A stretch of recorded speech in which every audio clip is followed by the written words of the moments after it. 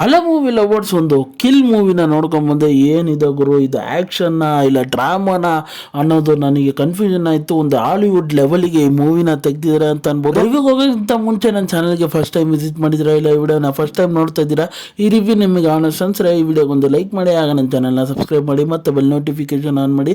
ನಿಮ್ಮ ಅನಿಸಿಕೆ ಅಭಿಪ್ರಾಯ ಏನಿದ್ರು ಕಮೆಂಟ್ ಮೂಲಕ ತಿಳಿಸ್ಬೋದು.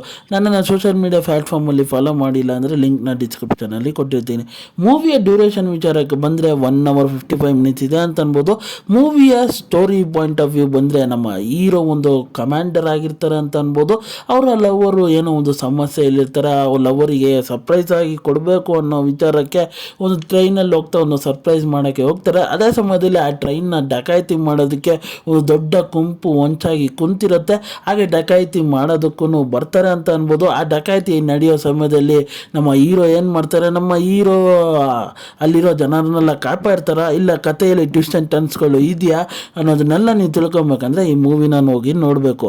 ಮೂವಿಯ ಫಸ್ಟ್ ಹಾಫ್ ವಿಚಾರಕ್ಕೆ ಬಂದರೆ ಮೂವಿಯಲ್ಲಿ ಒಂದು ಸ್ವಲ್ಪ ಸ್ಟೋರಿ ಇದೆ, ಇನ್ನು ಮುಕ್ಕಿದೆಲ್ಲ ಪರಿಪೂರ್ಣ ಆ್ಯಕ್ಷನ್ ಅಂತ ಅನ್ಬೋದು. ಅದ್ರ ನಡುವೆ ನಮ್ಮ ಹೀರೋಯಿನ್ ಇಬ್ಬರ ಕೆಮಿಸ್ಟ್ರಿ ನೋಡೋದಕ್ಕೆ ಫಸ್ಟ್ ಹಾಫಲ್ಲಿ ಚೆನ್ನಾಗಿತ್ತು ಅಂತ ಅನ್ಬೋದು. ಹಾಗೆ ಆ ಟ್ರೈನ್ ಸೀಕ್ವೆನ್ಸ್ ಸ್ಟಾರ್ಟ್ ಆದಮೇಲೆ ನೆಕ್ಸ್ಟ್ ಏನಾಗ್ಬೋದು ಅನ್ನೋದು ಆ ಕ್ಯೂರಿಯಾಸಿಟಿನ ಥ್ರೂಔಟ್ ನಮಗೆ ಕ್ಯಾರಿ ಫಾರ್ವರ್ಡ್ ಮಾಡಿದ್ದು ನನಗೆ ಇಂಟ್ರೆಸ್ಟಿಂಗ್ ಆಗಿತ್ತು ಅಂತ ಅನ್ಬೋದು. ಹಾಗೆ ಆ ಇಂಟರ್ವೆಲ್ ಬ್ಲಾಕ್ ತನಕ ಮೂವಿ ಸೂಪರ್ ಆಗಿತ್ತು ಅಂತ ಅನ್ಬೋದು. ಅದರಲ್ಲಿ ಆ ವಿಲನ್ನ ಪಾತ್ರ ಚೆನ್ನಾಗಿ ಪೋಟ್ರೆ ಮಾಡಿದ್ದಾರೆ ಅಂತ ಅನಿಸ್ತು ನನಗೆ. ಯಾಕಂದರೆ ಆ ಒಂದು ಕಾಮಿಡಿ ಎಲಿಮೆಂಟ್ಸು ಜೊತೆಗೆ ಆ ವಿಲನಿಶ್ ಶೇಡ್ನ ಬ್ಯೂಟಿಫುಲ್ ಆಗಿ ಕ್ಯಾರಿ ಮಾಡಿದ್ರು.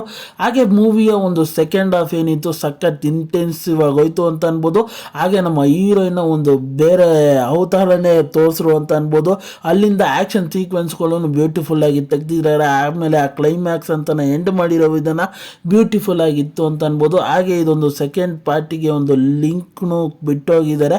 ಅದು ನನಗೆ ಇಂಟ್ರೆಸ್ಟಿಂಗ್ ಫ್ಯಾಕ್ಟರ್ ಆಗಿತ್ತು. ಏನಿರ್ಬೋದು ಇನ್ನೊಂದು ಭಾಗದಲ್ಲಿ ರಿಲೀಸ್ ಆದರೆ ಮೂವಿ ಅನ್ನೋದನ್ನು ಒಂದು ಕ್ವಶನ್ ಮಾರ್ಕ್ ಆಗಿ ಉಂಟಾಯಿತು. ಹಾಗೆ ನನಗೆ ಮೂವಿಯಲ್ಲಿ ಇಷ್ಟ ಆಗಿದ್ದ ವಿಚಾರಗಳಂದರೆ ಬ್ಯಾಕ್ಗ್ರೌಂಡ್ ಮ್ಯೂಸಿಕ್ಕು, ವಿಜುವಲಿ ಆ ಟ್ರೈನ್ ಸೀಕ್ವೆನ್ಸ್ಗಳಲ್ಲಿ ಅಷ್ಟು ಚಿಕ್ಕ ಜಾಗದಲ್ಲಿ ಎಷ್ಟು ಬ್ಯೂಟಿಫುಲ್ಲಾಗಿ ಕೊರಿಯೋಗ್ರಾಫರ್ ಮಾಡಿದಾರಲ್ಲ ಆ ಆ್ಯಕ್ಷನ್ ಸೀಕ್ವೆನ್ಸ್ಗಳೆಲ್ಲ, ಅದು ನನಗೆ ಇಂಟ್ರೆಸ್ಟಿಂಗ್ ಆಗಿ ಅನಿಸ್ತು ಅಂತ ಅನ್ಬೋದು.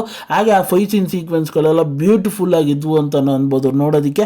ಹಾಗೆ 2 ಸಾಂಗ್ಸ್ಗಳು ಬರುತ್ತೆ, ಅದನ್ನು ಕೇಳೋದಕ್ಕೆ ಚೆನ್ನಾಗಿತ್ತು ಅಂತ ಅನ್ಬೋದು.